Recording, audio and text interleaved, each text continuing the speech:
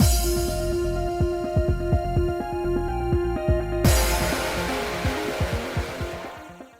guys, it's Spacey Sims, and we are back with more Winter's Wish, continuing Otaro's route. We're in chapter 5 now, and we just started investigating the abandoned brothel that Otaro said, like, nah, I already checked it, no big deal.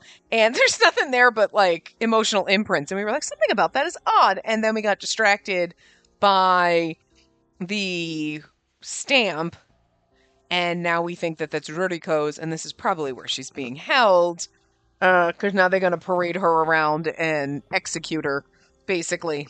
So we got to stop this shit. And Otaro, if you're the big bad evil and you hurt my girl, I'm going to be kind of fucking pissed. I mean, seriously. I'm going to forgive you for killing Kyoshiro in Tominari's route, because, like, he fine now, and we brought him back, so, like, what ifs?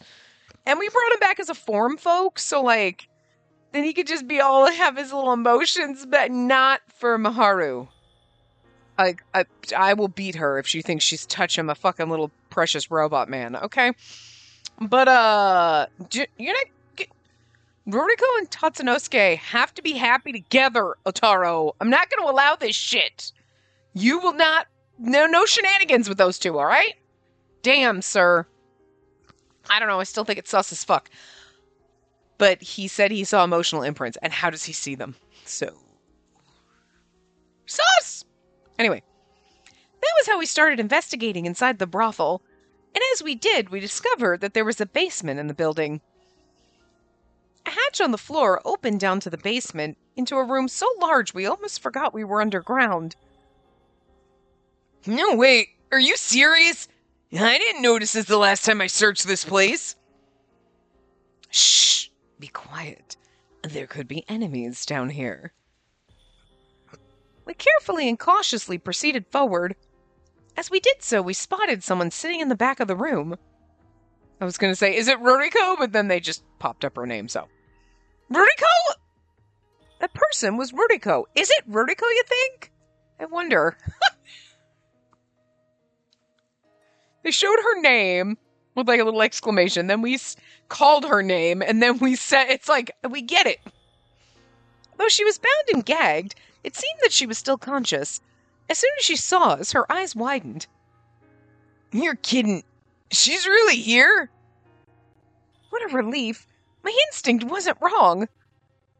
Young lady, if I may ask, is she... She's fine. I don't think she's a Blightfall. Though the threads around her neck displayed anxiety, they weren't blackened. And the majority of the emotional imprints spread around the room weren't attached to her either. Ruriko, are you alright? Confirming that, we immediately freed her from her bindings. Finally, when we removed the gag, Ruriko inhaled a huge breath of air. Did you really come to rescue me? I'm not seeing things, am I? I don't remember her voice, but like, whatever. Everything's okay. We're here to rescue you. I held her hand to calm her down, and Ruriko let out a deep breath. I'm so glad. I thought I was going to end up killed like this, and I just couldn't stop worrying. Some strange person was guarding me the entire time, and I had no idea what was going on. Ruriko, if you can, could you please tell us something? Why were you in a place like this? I'm not too sure myself, but... However, at that moment, I heard the sound of footsteps softly rapping above us. No, wait. Someone's here? Ugh. As I stared up at the ceiling, Kinji dashed toward the entrance. Then he grabbed a piece of wood from the ground and placed it against the door like a stopper. But it was a hatch into the floor. So usually the floor, that would open up. So you were on the floor and you would pull the hatch up and go down into the hole, not push it down, because that would be very dangerous. Because then you'd walk on it and be like, ah! And then you'd fall in constantly. So how is this helping? Especially because we came down into a room, unless it's like we came down and then we went through a doorway. Like, but this doesn't make much sense. But anyway, not a point. Not the point. At the same time, the door started to tremble and shake. Someone was trying to enter the basement. If we stay here, we'll be discovered. You know, how about hiding here for now? That was when Vertigo opened the sliding door in the back. It appeared to be a closet. There wasn't any storage inside, so it could probably fit around 4 people, and there just happens to be 4 of us. If we're in this, we'll be able to wait him out. I mean, there's no point in hiding. If you're not here, they'll find us right away. We have no choice. Vertigo will stay here for now while we enter the closet. No way! Don't leave me behind! Vertigo! I don't want to be alone anymore. Don't want him to stare at me with those lifeless eyes anymore. I'm scared. I'm so scared. Vertigo latched onto my sleeve as if hanging onto a lifeline. Her hands were trembling, and it was obvious that she was at her limit. Perhaps she was beginning to lose control as her threads slowly began to turn darker and darker.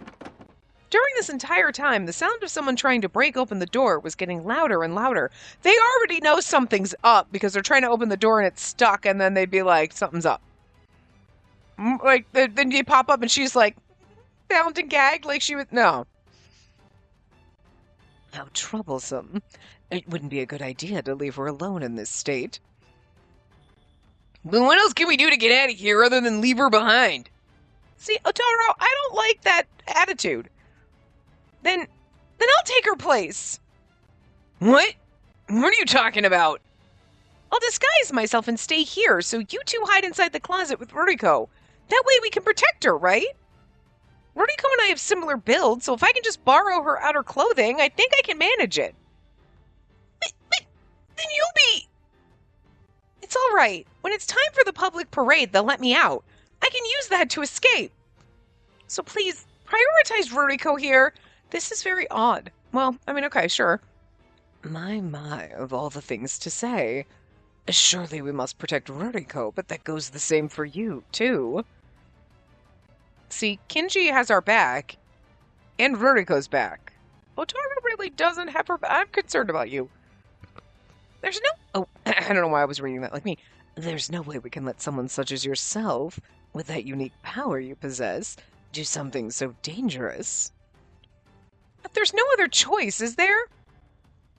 Let's... I also agree. We should go with Spacey's plan.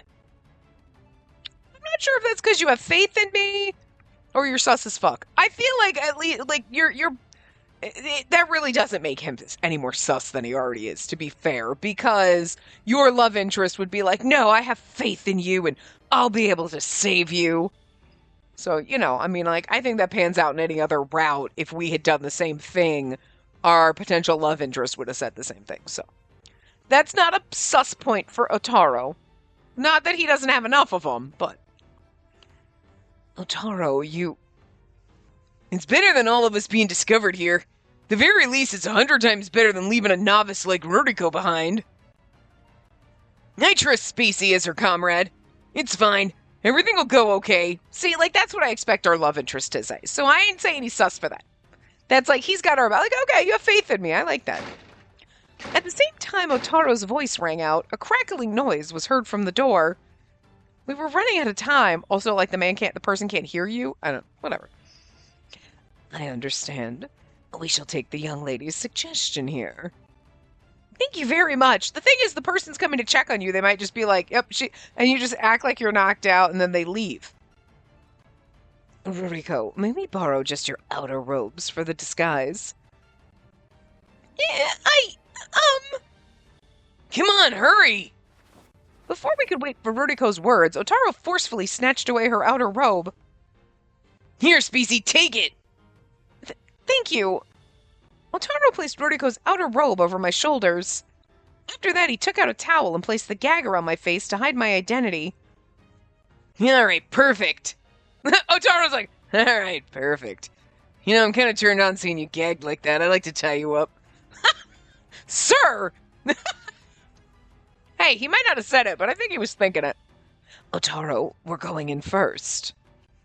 I'm sorry. I'm so sorry. During that time, Kinji and Ruriko were entering the closet. After he saw them off, Otaro held my hand tightly. His expression was so serious that it made my heart race. Spacey, I'll come rescue you later. I promise. I promise I'm gonna protect you, so wait for me. See, I believe that that's why he's like, I trust you to do this and I will come get you. So, like, again, not sus at all.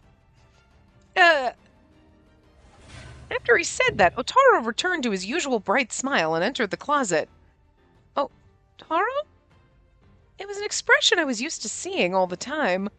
And yet, for some reason, seeing it after he looked so serious made my chest feel tighter. My heart was pounding faster and faster. Even though my hands were free, the hand he had held was burning hot. I wonder why my heart is beating so fast. Oh, girl. Why? Booyah! Why is Tanichibo here? Wait, what? I did not expect to see you here.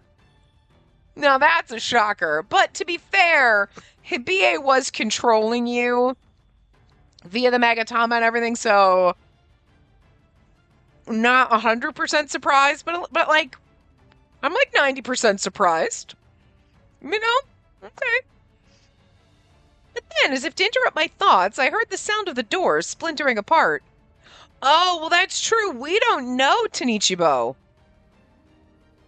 We don't know him because we never went down that route. Okay. But so then I was like, I was thinking of Tojo and Tominari's like common route, right? But we never did that here. So we never got the Magatama away from him. So he's still, so like, okay, all right. He would still be being controlled by Hibie. Does that mean that in technically this one, every single person, so like Okuni, who he's kind of finagled into a relationship and she's all in love with him, and Tanichibo, and any single person that we have ever dealt with that Hibie's got his like, and what's her face from Yoichi's route, like they're all gonna be like kind of antagonistic in this one? Interesting. You know what I mean? Are we gonna have like different people popping up left, right, front, and center? Because that's kind of cool. All right. Anyway. But then, as if to interrupt my thoughts, I heard the sound of the door splintering apart. I don't know if I read that, but there you go. Someone had intruded into the basement, sending the door and fragments of wood flying every which way. Jeez, what was that all about? He sounds a little bit too much like Otaro, but like, whatever. There stood a young man I had never seen before. He kind of did to begin with, but judging from his... Oh no, are we like, he was totally like Surfer Dude? Was that what the voice we gave him? Maybe that was it. I can't quite remember because it's been a while. Judging from his training robes, he must have been a Yamabushi monk. And from his youthful face, I could tell we were likely around the same age. But there was something that stood out even more about him. He's a Blightfall. There's an insane amount of emotional imprints, so see, Hibie kind of got to him. Because we know Tanichibo is a fucking idiot, but he's not a bad guy. He's just a moron. But, you know, alright. The threads around his neck were pitch black. There were so many black threads tangled around his limbs that I couldn't even see his feet. Him simply standing in front of me was enough to send shivers down my spine. You... As I continued to observe him, the man suspiciously peered down at me. Oh no, if he sees my face, he'll find out I'm not Ruriko. I mean, it's not even the robe, it's like your hair's different too. I mean, you still have dark hair, but like your hair's not done up the same way. Oh, I see, the bindings came free. You think you're so clever, huh? Gotta make sure you can't escape that easy next time. Yeah, no, he was more like Surfer Bro. Right. The young man had been looking at my limbs and not my face. He picked up the rope that had been tossed to the side and clumsily started to tie up my hands and feet. Phew, it seems that he hasn't noticed that I'm not Ruriko. But if he's the only guard, if we all charge him, we'd all be able to defeat... Still, you got good instincts. Huh? Everything was great until you freed yourself. But you didn't go outside, did you? See, that was the right thing to do. Yeah, I mean, upstairs is swarming with some of my friends. As if to prove his words correct, black threads slowly began extending downwards from the gaps in the ceiling. It was far beyond any amount that a single Blightfall could produce. So we were only able to sneak in here because we got lucky? Now that Vertigo and I are here, it'd be difficult to escape while fighting off a larger number of Blightfall. Perhaps they also understood that. I couldn't hear a single sound from the closet that Otaro and the others should have been hiding in. Instead of acting rashly, they must have been planning to escape safely by waiting until the public parade. Listen, you're gonna be our precious, darling little mascot to bring people in. You didn't think we'd let you escape that easily, did you? Once he finished retying the rope, the young man plunked himself down right in front of me. If you ruin the great Kagyo Tanichibo's one and only big show, I'll curse you into the next life. Kaigyo. No, I think I said his name wrong, but that's okay. As the young man, Tanichibo Kaigyo, threatened me, all I could do was lower my head.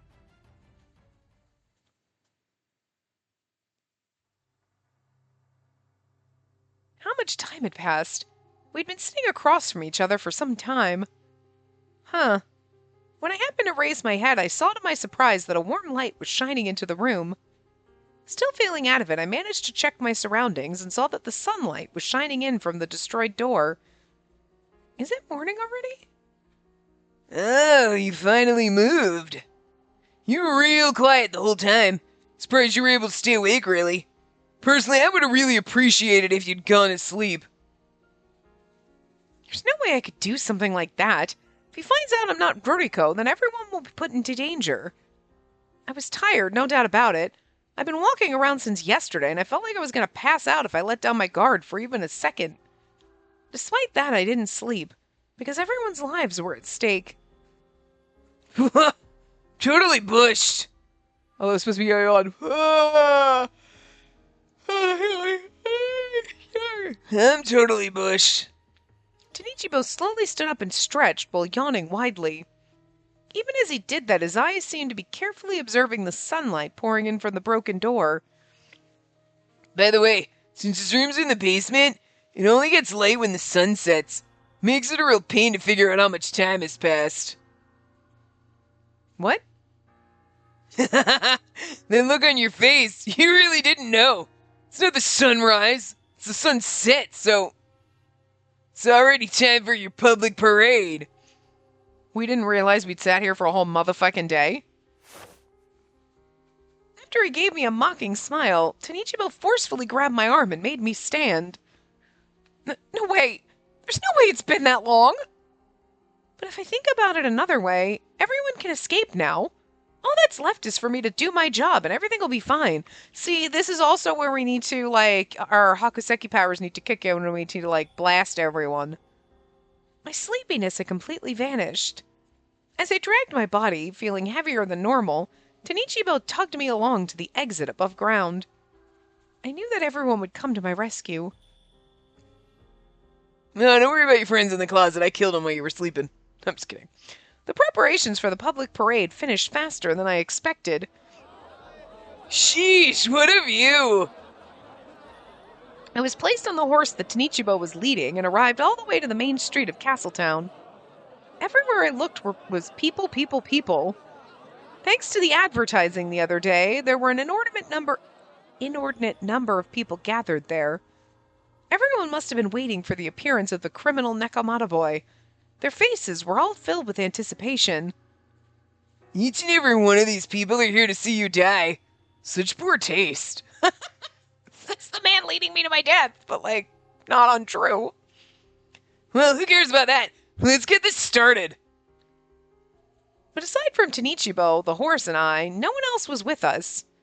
There was a list of the Nekomata boy's crimes written on a sign and attached to the horse, but that was it. From what I heard from Yabuda, you don't need more people for public parade. Oh, don't you need more people for a public parade around the city? If this is all there is, it seems like this would be really boring. As I wondered that, Tanichibo led the horse I was on and appeared in front of everyone. And then, as if to make his existence known to the crowd, he raised both of his arms high in the air and... Apologies for the long wait. We're about to start our grand reveal of the Nekomata boy who's oh so popular with the public. A call alone sent a wave of cheers from the citizens all the way to where I was. It was finally about to start. Tanichiba waved his hand to the people around us before pulling the horse I was on and slowly beginning to walk. The Nekomata boy, or Ruriko, was a foreign folk sold to the Red Light District. She was but a golden goose to her creator and a disposable puppet. However, a turning point appeared in Ruriko's life. The appearance of a man she loved, Tatsunosuke. The two fell in love and immediately became engaged. Luckily, Tatsunosuke was a wealthy merchant famous even in Castletown. If she could put up with her job for a little longer, she'd be married any day. But Ruriko couldn't wait for that. She decided that she wanted to help Tatsunosuke from the shadows to escape the Red Light District the Red Light District even a second faster. Wow. And so the Nekomata boy returned. With her own hand, she decided to bring back the great bandit that Tatsunosuke loved and respected. You know, Tanichibo absolutely knows 100% this motherfucking story. Tanichibo spoke of Ruriko's life in great detail as he walked. Since it was about someone else, I could listen to it calmly, but I wondered how I would have felt if it was about myself. And because he was making such grand proclamations, even the people who were holed up in their houses came out to the front, attracted by the noise. Is that why you were stealing? You're insane, woman! What? Are you trying to insult my dear Nekomata boy? Perhaps because entertainment and the like had been scarce lately, the townsfolk were unnaturally excited. Well, see, and that's the whole thing. You know, me and my friends were going to parade you around, and we're going to have a ton of people, and we're going to, they're going to exactly do this. They're going to create a scene, and it's not a good one. The emotions running high or not, you know? So, yeah. Mm-hmm. They're whipping people up. Insults blaming Ruriko flew from all sides, with arguments sprouting up among the spectators. As a result, black threads were being created at an alarming rate. I had seen a similar sight in my hometown, but it was nothing compared to what I saw. What is this? If we leave this alone, something horrible is going to happen. Yup. Perhaps it was the fear. I naturally began struggling in an attempt to break free from the bonds around my arms. This place, this bed of malice, I need to escape from it. But no matter how much I tried, the ropes didn't even loosen. The one saving grace was that my legs were free so that I could ride a horse. Everyone on them. There's my boy. Oh, Kyoshiro's gonna save us. Then I caught the sound of a familiar voice. I immediately looked over and saw everyone from the Oniwaban ready to charge in from the crowd. They must have known that the situation would birth Blightfall. Everyone had their swords drawn and were prepared for combat. Ah, great, a bunch of uncultured swine. Can't you see I'm trying to give a rousing speech here? Tanichibo loudly snapped his fingers, and in that instant, an uncountable number of Blightfall were born from the black threads hovering in the air, and we know he's got a Magatama, so it makes sense. What are those? No, stay back! Ah! The townsfolk, including those who had only been spectating, scattered to the wind like flies at the sudden appearance of Blightfall. This is also only chapter 5, and we have 6 or 7, so we're partway through his route. Shit. I'm just saying, they're getting shit's only gonna get worse from here, you know? Even so, those who couldn't get away, as well as those whose emotions overwhelmed them, became Blightfall. Ah, nice.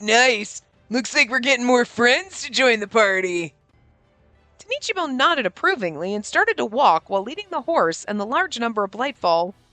Tanichibo hadn't brought anyone with him because he'd known that a lot of Blightfall would appear.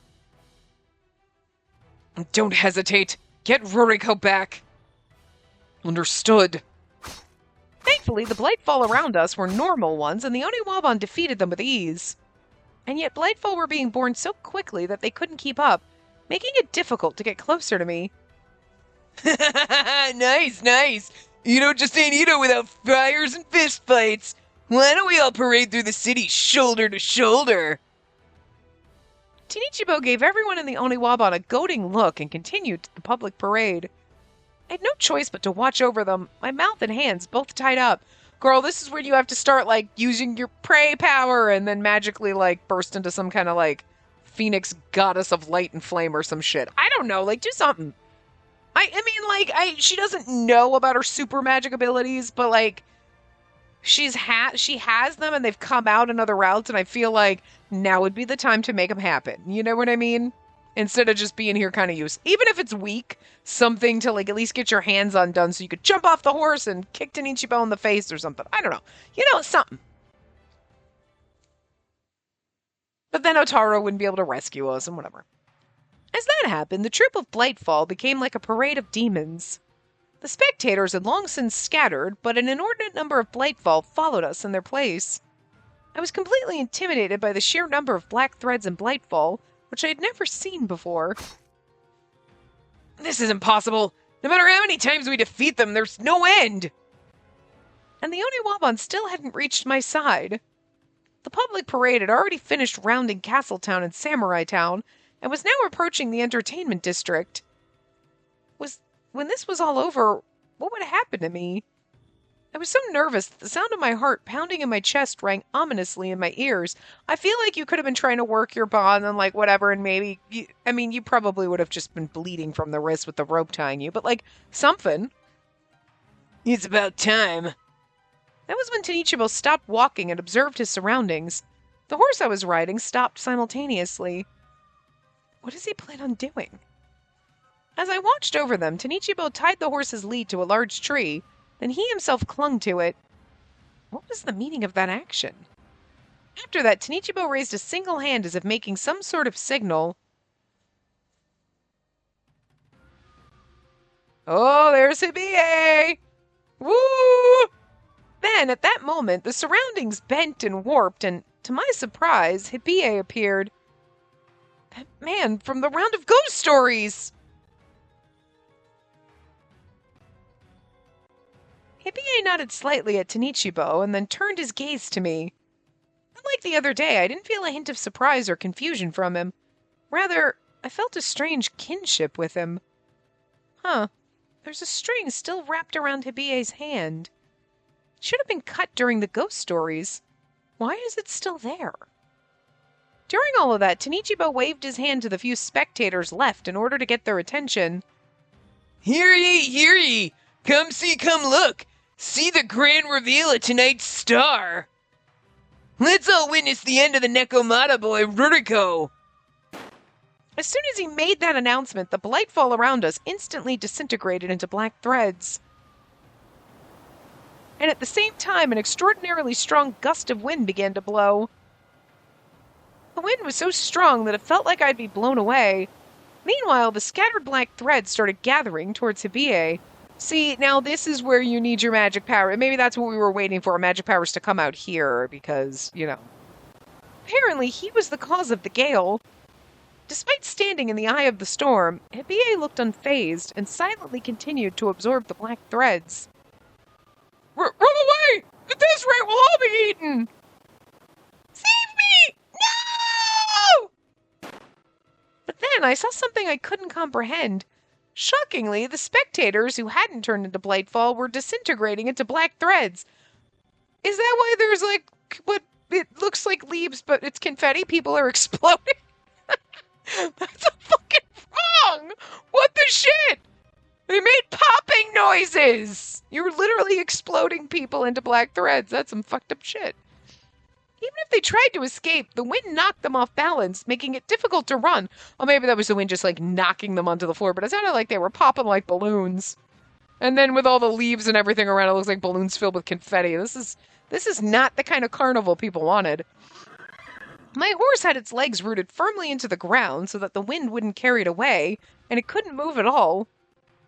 Oh no, at this rate, I'd be disintegrated into black threads. I lowered my body in an attempt to hide from the wind as much as I could, but with my hands tied up, it was only a matter of time before I fell off the horse. Oh, this feels so awesome! Keep on eating, Hibie! Tanichibo watched on with enjoyment. That was the reason why he'd gone out of his way to latch himself onto a tree, to prevent himself from being absorbed by Hibie. Damn, everyone back off, and don't be careless and get too close. In such a chaotic situation, the Oniwaban couldn't even launch an attack if any one of them fucking get sucked up and destroyed by Hibie, I'm gonna be fucking pissed. It seemed that they'd paused their assault and retreat in order to protect themselves. Is there anything I can do? Use your magic powers! Now is the time! As I endured the strong wind, I did my best to observe Hibie. That was when I noticed that there were several black threads extending like shadows from Hibie's entire body. This had to be something that only my eyes could perceive. The threads were nimble, grabbing the people and Blightful in the area and immediately turning them into black threads. There were moments where they would stop, just for an instant, but it seemed that this entire mess was all Hibie's doing. As all that happened, the more and more black threads tangled themselves around the horse I was on. Huh, wait a second. If that happens, then... As soon as the horse was disintegrated into black threads... Aw! That's rude! The horse did nothing! What the fuck? I mean, like, the townspeople, like, whatever. But, like, don't hurt my Oniwabon and don't hurt the poor horse! Shit! Douche! Wrong! Hate you now. We didn't really like Hibie to begin with, though.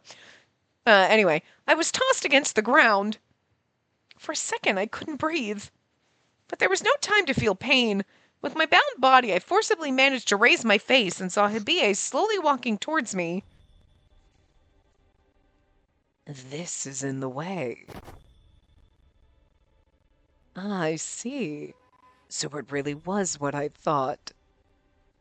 Hibie took the gag away from my face and nodded as if he'd figured something out himself. He knows it's us. Oddly, I could no longer feel the raging wind that had been blowing earlier. It seemed that this was the eye of the storm. What do you mean? You are a member of the Hakuseki clan as well. You can see the threads, right? Well, now he says as well. Does he think I'm Ruriko and that I can see the threads? He doesn't know that I'm not. That I'm the girl he met. He doesn't recognize me yet. Or when we caught him with...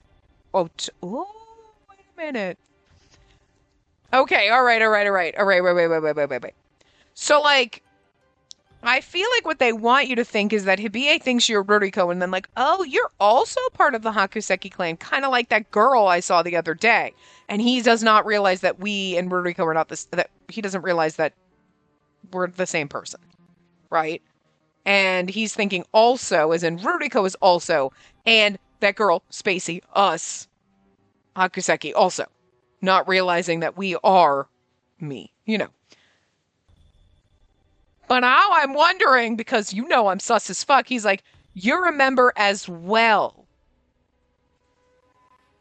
Is Otaro a member of the Hakuseki clan somehow?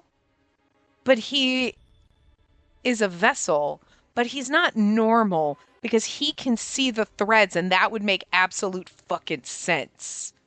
Because that was kind of churning in the back of my brain, and I don't know if I said it out loud or if I was just like, huh. Because Hakuseki clan members can see threads, but I think I was like, but if he's a vessel, how? Because like even if he was like, Tominari and Kyoshiro, even if he was a form folk first, a form folk created by the Hakuseki clan wouldn't have the powers of the Hakuseki. You know what I mean? So I'm like, that wouldn't really make sense because that's kind of where, but I was in the middle of reading stuff. So I was like, so maybe Otaro's not a normal vessel. But, well, okay, all right. And remember, his story is like, they were dead people. What if Otaro was a dead people? Like, and that story is because he remembers something that happened to him. Like, what if he was actually a human being, a member of the Hakuseki clan, and then they used the shamans or whatever, and they were like, let's try. Normally we make vessels this way, right? But what if we took a member of the Hakuseki clan that we found that then died recently and then tried to turn them into a vessel so we could and then they were like, oh, well, no, he's just like a vessel like everybody else. Well. And they were trying to create a special vessel. You know what I mean? Right? You don't know. We don't know that.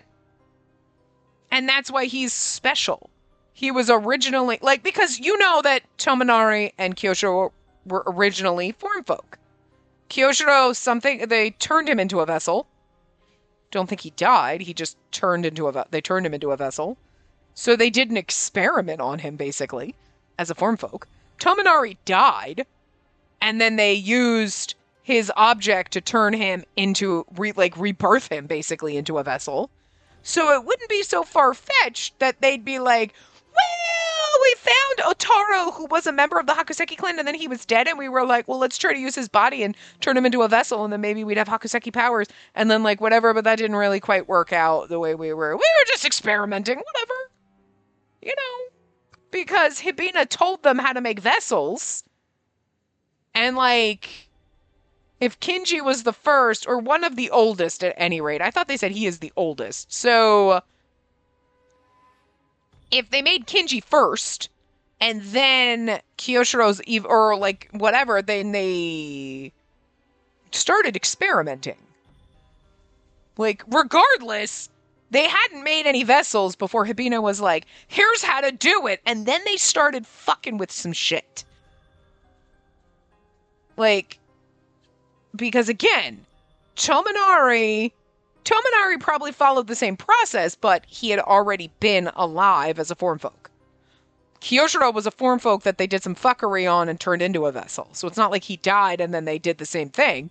They did something else. You know what I mean? So they were using and vessels are essentially they could be turned into a vessel. They're kind of starting where they might have turned into a form folk, but then we did the vessel thing. But I wouldn't put it past them to do some other kind of weird fuckery.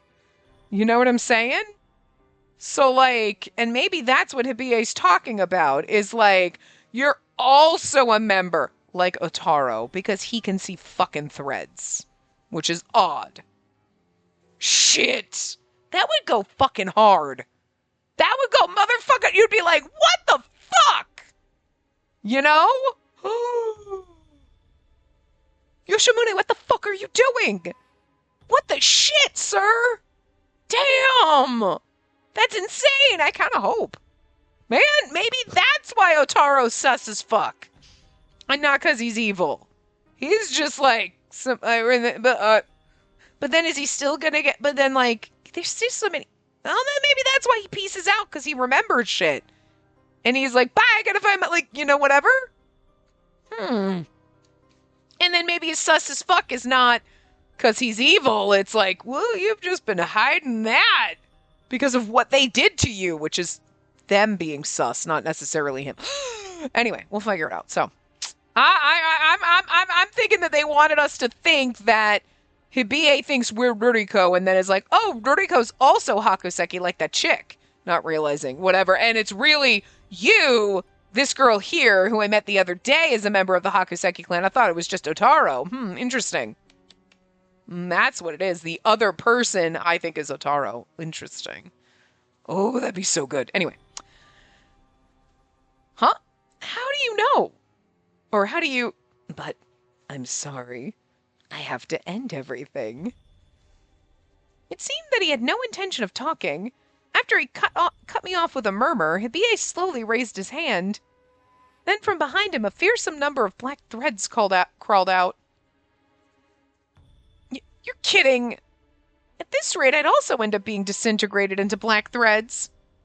I could technically move my legs, but it'd be impossible to stand up with my hands tied. Really? I could stand up with my hands tied. Is this really the end? No, I haven't even fulfilled my duties as a member of the Oniwaban. I think she means help her to push herself up, but it's still I think you could stand up if your hands were tied. I want to be of more use to everyone. Magic Hakuseki powers activate. I couldn't give up yet. Using my chin as support, I desperately tried to find a way to stand up when... What? In the next moment, a huge shadow flew in out of nowhere, cutting in between Hibie and I. Otaro? No, it wasn't a shadow. Upon closer inspection, it was a large and ornate dresser. Otaro's throwing furniture? Just where did this come from? No, it didn't hit him straight on. It was more than enough to surprise Hibie. The black threads and wind stopped too, as if they were mirroring his emotions. Now! Aw, this is so cute! So it really was Otaro throwing fucking furniture. That's amazing. I love that. But also, look at him sweeping us away. How adorable. Look at our little CG. It's so cute. Then, to my surprise, Otaro dashed in like a hurricane. Otaro scooped me off the ground into his arms and started to run in order to distance us from Hibie. Sorry for the wait, Spacey. I'm here to rescue you. Otaro? Honestly, I didn't know what was going on at first. I was being carried by Otaro.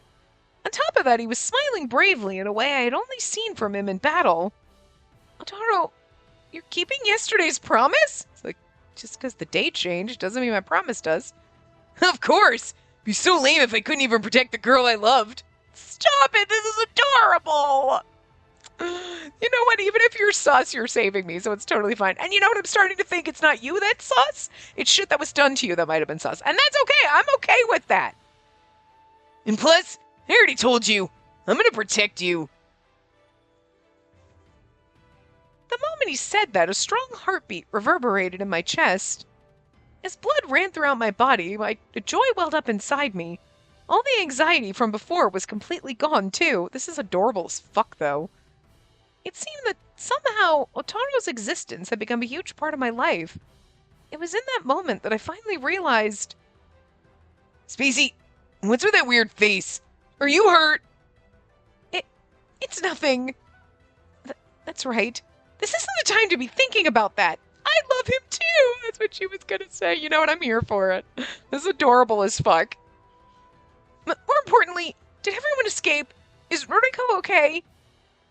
Don't worry about that. You saw how Kinji threw that dresser, right? Oh, Kinji threw the dresser. You know what? Not surprised. I should have expected that. He's the strongest motherfucker. So I should not have been surprised that he's like just picked it up and chucked it like it was a fucking grain of rice. Kinji did that? I figured Otaro did it, you know, because they're all strong, but Kinji is literally Superman. So, like, should have fully fucking expected that it'd be him. But Otaro's the one that still swept in and rushed us off to safety, so that matters. Anyway, we gotta get out of here. Otaro hugged me tighter and attempted to escape down an alley. But... Hey, buddy, you're taking away the main attraction. Our show is all for nothing now. Tenichibo and Otaro can't talk at the same time because they're too similar. Like, they probably sound exactly the same to you because they're almost exact. Like, I'm trying, but it's like, they're too close. Let's go, Hibie. Okay. Our pursuers wouldn't take our escape lying down. At the same time Tenichibo darted forward, Hibie once again used his black threads to chase after us. Magic! Hakuseki powers activate! The wind had already stopped. You think you can get away like that? Hibie and Tenichibo's combined attacks came at us, and Otaro dodged them at the last second. I mean, I never expected Otaro and Tenichibo to be in the same fucking, like, chapters together, so, like, whatevs. But, you know. But it seemed that part of his kimono was torn during the attack. Something fell out of Otaro's inner pocket. That's the heat pack he tried to lend me last time. Is he the heat pack? When my eyes shot to it, I could see that the heat pack had been broken in two. It must have taken Tenichibo's slash. It didn't look like it would be usable anymore. Now, everyone, let's end this. And the Oniwabon wouldn't let an opening like that slip away. As Tenichibo and Hibie focused their attacks on Otaro, everyone ran up from behind. I mean, if it was, he'd be dead right now. But, like, it does have me slightly concerned, you know? Bleh. This doesn't look good. Hibie, make a storm again. All right. Hibie slowly raised his hand and a strong gust blew, harder than before. It took in the black threads that were still in the air, even blocking our vision. Spacey, stay with me, okay? Right. I wonder what Otaro is. We don't know. A little while after we endured the wind, I raised my face when the storm subsided. The only people left standing were the members of the Oniwabon. Huh. Where did the enemies go? It appears they used the storm as a distraction and escaped. The mass of Blightfall and spectators that had been crowded together were gone without a trace. It seemed they'd all been absorbed by Hibiye. For now, the battle was over.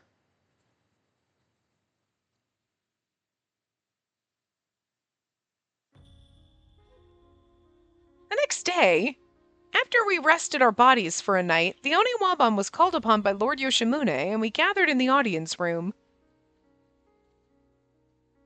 Ruriko stood in a corner, her face turned down, looking uncomfortable.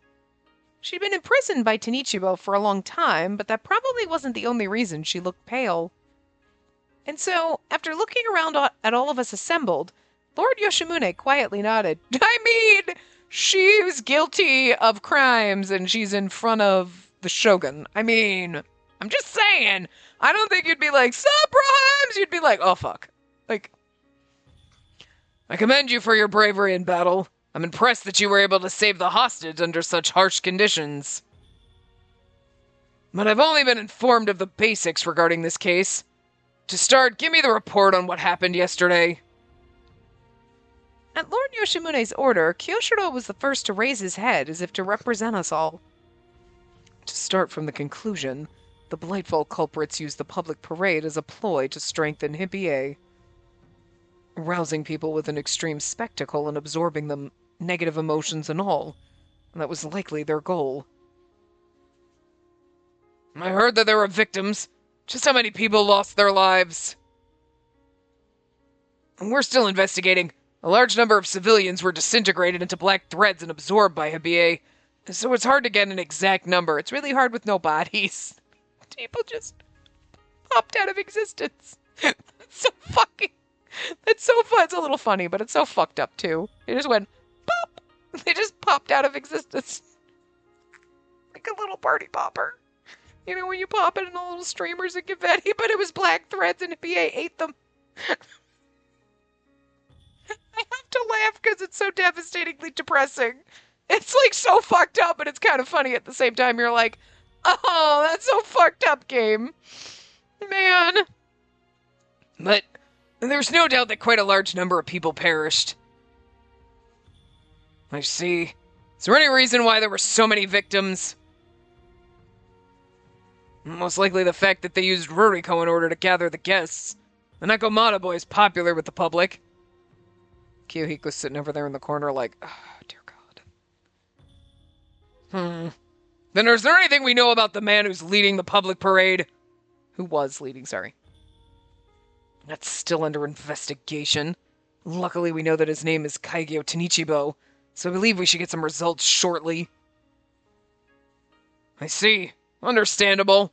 The thing is like, you'd think, though, I mean, because we don't know Tenichibo, but I feel like, almost like the common routes for the other paths should have still existed. And they should be like, hey, wait, we ran into that guy.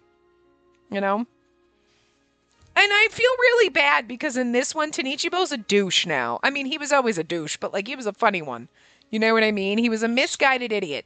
And you were like, you're a bit of a douche, but you're kind of funny. You know? He's the funny douche, bro. Okay, you need to go potties, buddy. You're getting feisty. You know? So, like, in at least the Samurai Town arc, right? You're like, he's a bit of a douche, but he's a funny one. And then you kind of like, you're like, the Shogun's not your daddy. You were tricked. And he's like, oh, man, I'm just an idiot. And you're like, it's okay, Broham. You know? And then you just realize what a dumbass he is. And you go on your way, and he's kind of like a fun side character. But now in this one, we have to be like, man, we're going to have to, like, kill him. I know he's being manipulated by Hibiye, but, like, man, before you were being manipulated, but we stopped you before you did anything super, super heinous. You know, but, like, now, you exploded a bunch of motherfucking people. That's bad juju, man. I mean, I think some people probably died during the Samurai Town arc, but, you know, you're helping a god kill people. I don't know, man. Although, to be fair, if you were in this scenario where you're like, The government or a god? I don't know. I might be on the side of the god too, because I'm just thinking the god probably has more power. All right. Not in this scenario because we are the special chosen one, so we have all the power and whatever side we're on is gonna win. So if we jumped ship and started supporting Hibie, we'd absolutely annihilate everybody, which we're not gonna do because why would we kill our boyfriends? Hibie, can I keep my boyfriends alive? Because then, cool, whatevs. But like, you know, if you were Tanichibo, you'd be like, a god? Fuck yeah! Like, I think in the scheme of things, you think a god has more power than just Yoshimune here. Nope, no prince. No offense, he's just a dude. You're just a dude, and Hibie's a god. Like, even if he's fucking deranged, you know, like, so, you know. Anyway, after he heard that much, Lord Yoshimune finally turned to face Ruriko, who was sitting in the corner. Now then, Ruriko, was it? It's about time we hear from you. Raise your head. Yes, my lord. Ruriko's head shot up and she corrected her posture. Likely due to the extreme anxiety, the second she met Lord Yoshimune's eyes, her expression became even stiffer. I hear you suddenly vanished from the prison house you were locked away in. First, I wish to hear how you accomplished such a thing. Anything within the scope of what you know will do. There's no need for formalities either. Talk in the way you find easiest.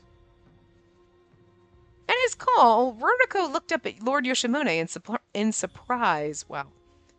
Lord Yoshimune's words must have helped her calm down. She took several deep breaths and slowly opened her mouth. Well, I don't know the details myself, but to start, the first day I was able to meet people from the outside, Tanichibo came as one of the visitors. I think he came right after Tatsunosuke. After Tatsunosuke? Isn't that completely different from the guard's testimony? Unlike the others, Tanichibo kept asking me questions about how I turned into a monster. He kept asking about bizarre things like what kind of situation it was or what triggered it. A little bit after, the guard came in to let us know the time for visitation was over. And then he suddenly grabbed the guard's head and whispered something in his ear. A second later, the guard started acting weird. It was like he was a servant obeying everything he was told. Perhaps he used some sort of spell. After that, he had the guard open the bars and simply took me out of the prison like it was nothing. I tried to resist, but he immediately punched me and knocked me out. I was asleep until we were right about to enter the red light district. So that was what happened. Because the guard's testimony itself was a lie, it didn't matter who the visitor right before was. I see. By the way, how is the guard doing now?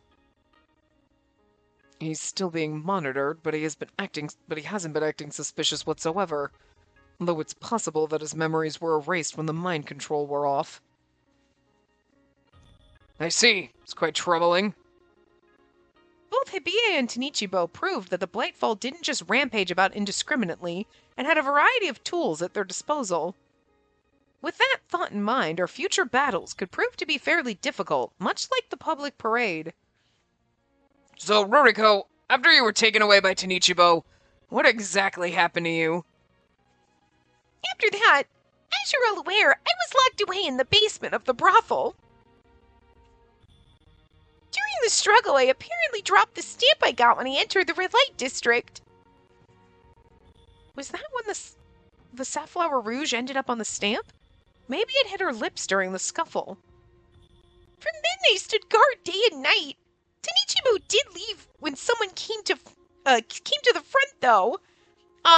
So, like, I'm surprised that she wasn't like, I dropped my stamp on purpose hoping someone would find it, because that would be smart. Do you remember the conversation from that time? No, I was listening from the basement, so I couldn't make out the specifics. Right. So he was the mill worker from the last time? So Otaro was like, hey, what's up? And Tanichibo was like, no, ain't nothing here. And he's like, okay, bruh.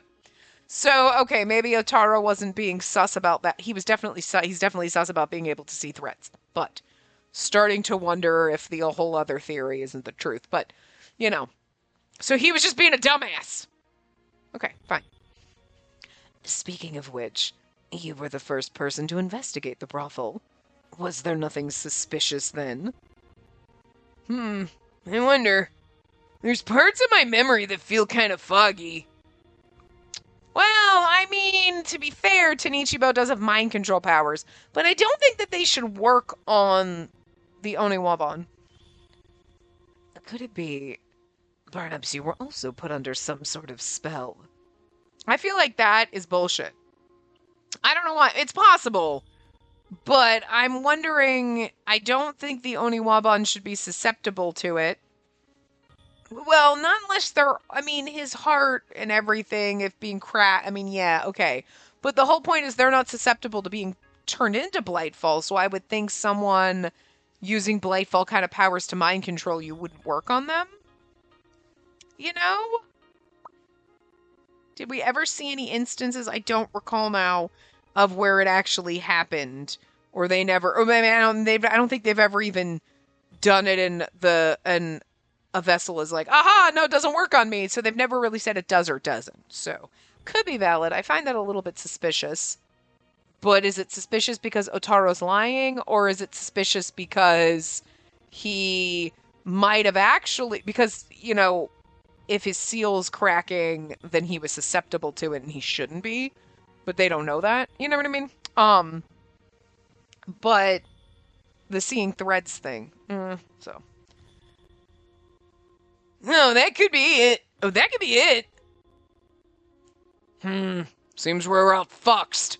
Ruriko, do you know anything about Hibie? No? Who's that? It's fine if you don't know. Now, lastly, can you tell us about the time you became a Blightfall? A Blightfall? You mean that monster? Ruriko tightly clenched her fists above her knees and leaned forward a little. To be honest, I don't really remember that time at all. When they found me out and I thought that Tatsu would hate me, my head became blank. And then as I stood in shock, I suddenly felt a strange pain on the back of my neck. What happened after? I'm not sure. I vaguely remember that I went on a wild rampage, but that's true. This is the arc where we used our magic Hakuseki powers to save her, so we didn't even think to try doing those to, like, stop Hibie or anything. I mean, I guess then we wouldn't have Kinji throwing a dresser and Otaro rushing in to save us and whatever, and we're going to do our power thing later. But, you know what I mean? It's kind of like she has powers and she doesn't even try to use them sometimes when she can. And I understand if she was like trying and it wasn't quite working because she doesn't have a handle on it and doesn't really know how to use her powers. That's fine. But like, they're always just like, she has all these powers. And what are we doing with them? It's not nearly as bad as Hakawoki where she was like, I was trained with a sword and then like, and then fell off fucking cliffs half the motherfucking time and every man had to save her and she didn't even attempt any shit. It was like, why are you so fucking stupid and useless? Seriously hated her. You know what I mean? Like, I get it. The men are supposed to be there to save you, but you could at least try. So far, they've always made this character. She's always done something and tried to be useful, even if she falters or whatever. And, like, I guess I kind of get it. Like, in that time, she wasn't really thinking about it. Like, oh, wait, yeah, I forgot about that.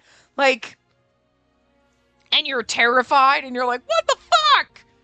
You're not thinking and nobody knows the powers that the Hakuseki clan really has because they're all dead. So it's not like you were ever taught about anything. But I'm just surprised she didn't try, like, praying or something and then being like, oh, there's some kind of a light or a magic to try to get her hands free, even though it didn't really work because, like, you know, she doesn't quite have them under control. Like, there was no attempt. I mean, they'll do it later. You know, like they did in Tominari's Route, where all of a sudden it's like later we do an attempt at stuff and like to help while the man still saves the day because that's the way it's supposed to be. But like at least she still does something. So, and I mean, she's been like seeing threads and stuff and being useful that way. But I do still feel like she could have done something to maybe try to get her out. But like, whatever, it's not that big of a deal. It's the middle of the route. All of a sudden her powers will kick in later and then she'll be useful. So her powers will be useful. So Eh. Anyway, went on a rampage. Anyway, I don't know if I read that, but whatever. It was there long enough. You could go back and read it. I don't know. Something, something. I went on a rampage. That's all that matters. I see. I'm curious about the pain you felt on the back of your neck. And this is just a hypothesis, but that could have been the trigger to becoming a Blightfall. I agree. Is the pain itself the trigger or something that accompanied the pain? It's hard to say for sure right now since we don't have enough information. It seemed that all the Oniwaban were lost in their own thoughts at the new intel we received. Of course, it was the same for Ruriko, who herself was involved in the case. Maybe it's because of the Celestial Maiden's robes. Celestial Maiden's robes? What is that? It's a disease that spread around the red light district a little while ago. It causes a bruise to appear from behind your neck to your wrist. They didn't want customers to find out, so it was frowned upon to even mention the name in the red light district. I had a bruise right in the back of my neck, so that might explain the pain.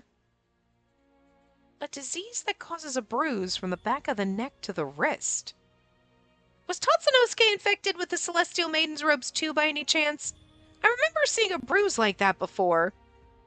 Yes! Tatsunosuke was infected too! But both mine and Tatsunosuke's bruises are already gone. She's right. Ruriko's wrist is completely different from Tatsunosuke's when he was infected. It's normal, clean skin. Tatsunosuke's mark also had disappeared when I saw him the other day. Is this not unrelated to the case, then? Tatsunosuke, who had the very same disease, did not become a Blightfall. That's a contradiction. You're right. At this stage, it's difficult to determine the reason behind Ruriko's transformation. In regards to the illness, we'll send some men to investigate. Good. I'll leave it to you. Lord Yoshimune nodded as if to signal the end of the topic and once again turned to face Ruriko. Now then, Ruriko, all that's left is to decide your punishment. Yes, I'm ready for anything. That was when Ruriko straightened her spine with a stiff expression. Though she'd been able to relax during the conversation, it appeared as though her anxiety had returned. Taking into account that you've provided us with information, and that your actions as the Nekomata boy didn't cause any deaths, I hereby acquit you of your crimes. He's like, I got a soft spot for Nekomata boys. Yoshimune is a cat guy. I have a soft spot for cats. The second she heard the verdict, Ruriko's jaw dropped. Nekos are cats, so Nekomata isn't like a cat demon or something, or like, right, something like that. Anyway, but plus he also has a soft spot for Kyohiko over there. So like, he's like, you all good. What? I forgave him. I can't not forgive you for the same fucking crime. And she's like, wait, what? And he's like, God damn it! Why do you always have to tell everyone? Right, because we would know that, because we found that out in the common route. So we all, well, I don't know if everybody knows. Does everybody in the Oniwaban know about Kyohiko? Did we reveal it? I know Kinji, Otaro, and I do. And obviously Yoshimune, but... And I would assume maybe the other Miyagi and Kyoshiro maybe know? Possibly, but... She must not have been able to react properly from the sheer surprise. For a while, she simply blinked. Are you sure? Yes, if you had died, we would have never learned Tanichibo's methods. Also, we're one step closer to solving the mystery of the Blightfall transformations. However, my dear Ruriko, it's extremely likely that Tanichibo will target you again. And thus, until things calm down, we'd like for you to stay hidden in a jailhouse. Would that be alright? We will station guards, of course. Hence, you should be able to rest worry-free. At last, when Lord Yoshimune smiled, Ruriko reflexively lowered her head until her forehead grazed the ground. Thank you very much, my lord. I'll never forget this debt. But strangely enough, I noticed that her voice and her expression seemed somewhat conflicted. Is something the matter? If you're dissatisfied with anything at all, do not hold back. No, this isn't Hunter beyond my status. It's just, should you be doing so much for someone like me who committed such crimes? And after all this, how do I face everyone? She must have felt responsible for what she had done. Ruriko's eyes welled with tears as she bit her lip. Ruriko... When I saw her like that, I wanted to say something to her, but there was no way I could speak out on my own. Spacey, is there something you wish to say to her? Yoshimune's like, I got you, I see. We're over there like, ooh. What? You've seemed restless for a while now. Getting antsy just looking at you. If you have something to say, you should just say it. Dad knows us. Yoshimune, so everyone's dad. Well, Miyachi is everyone's mom in the thing, okay? He's the one that cleans and lights the lanterns and shit. When I looked around, everyone in the audience chamber was watching me. Now that it had come to this, there was no way I could stay silent.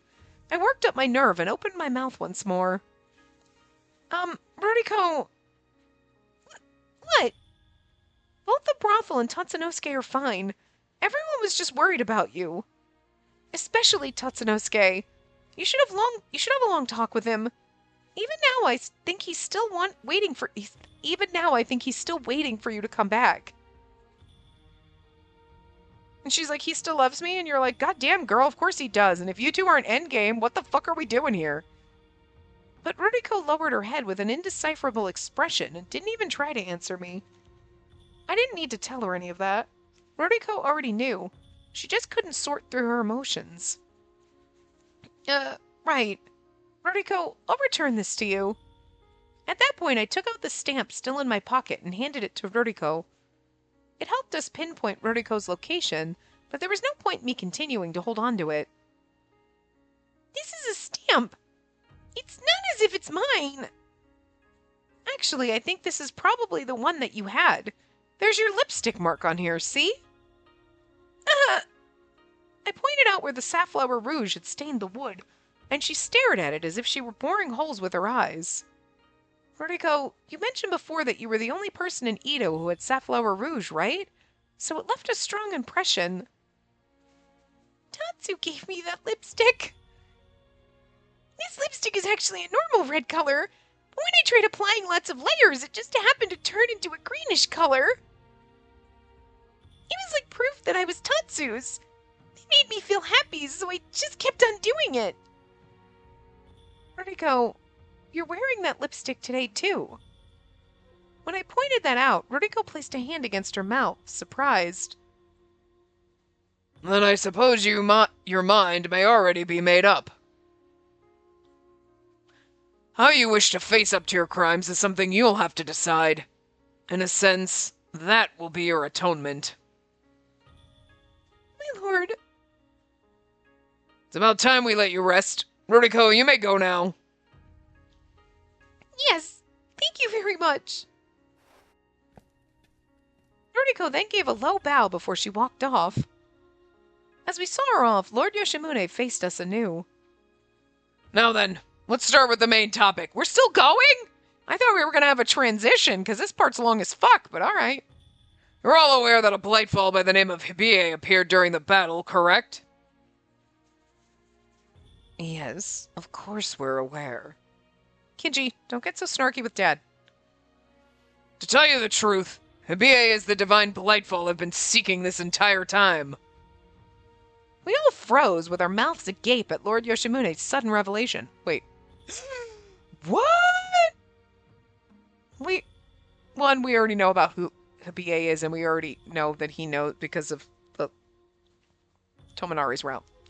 But among them, superiors like Kyoshiro maintained their calm expressions. Seemed they already knew about this. Also, Kyoshiro doesn't, I don't think, ever show anything. So, even if he was shocked, you would never know.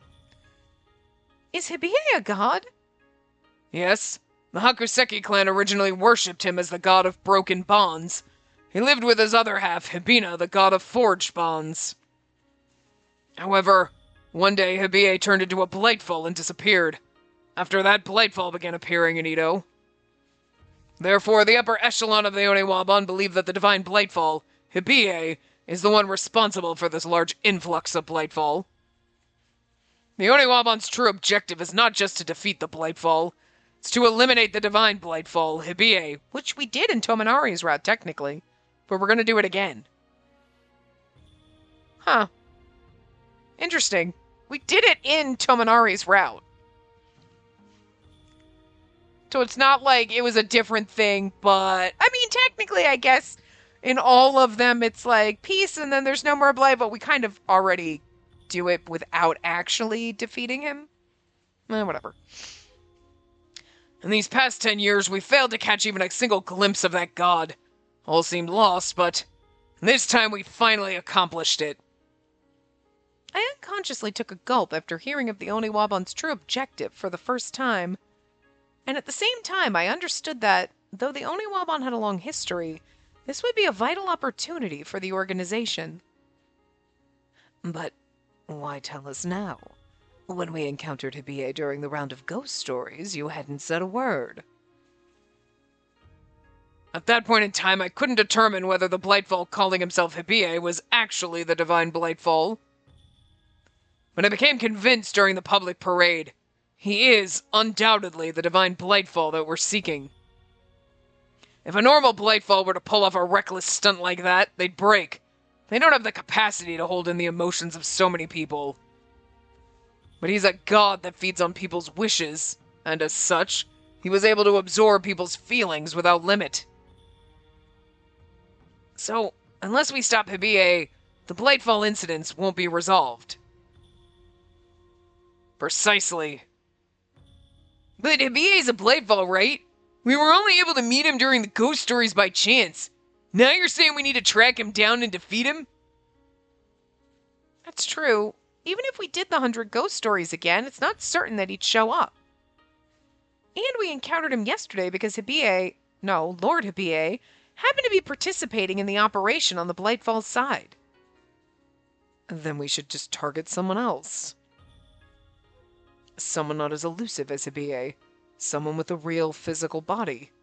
You all know who I'm talking about, right? That guy that runs that place that's kind of a Oh, you meant Tanichibo. Oh, okay. Yeah, no, I mean, I think we've... Duh. It was a leading question, and that exact person appeared in my mind's eye. It was Kaigyo Tanichibo. Dun dun dun! That was actually a fun way to end that. It's like, it was Tanichibo. What?